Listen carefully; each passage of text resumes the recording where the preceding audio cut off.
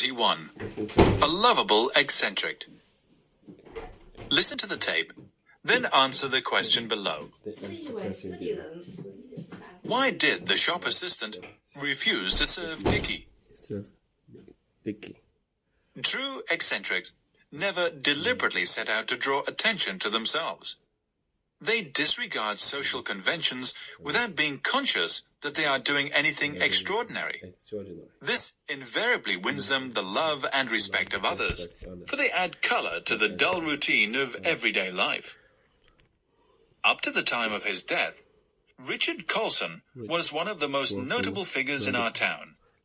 He was a shrewd and wealthy businessman, but most people in the town hardly knew anything about this side of his life. He was known to us all as Dickie, and his eccentricity had become legendary long before he died. Dickie disliked snobs intensely. Though he owned a large car, he hardly ever used it, preferring always to go on foot. Even when it was raining heavily, he refused to carry an umbrella. One day, he walked into an expensive shop after having been caught in a particularly heavy shower.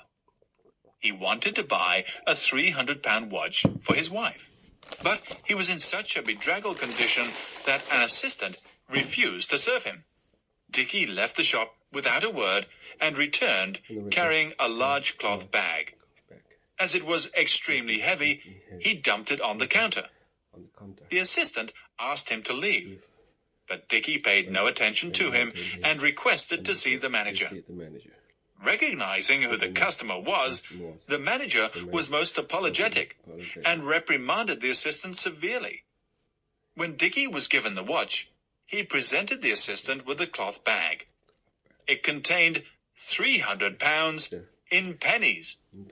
He insisted on the assistant's counting the money before he left. 30,000 pennies in all. On another occasion, he invited a number of important critics to see his private collection of modern paintings. This exhibition received a great deal of attention in the press. For though the pictures were supposed to be the work of famous artists, they had in fact been painted by Dickie. It took him 4 years to stage this elaborate joke, simply to prove that critics do not always know what they are talking about.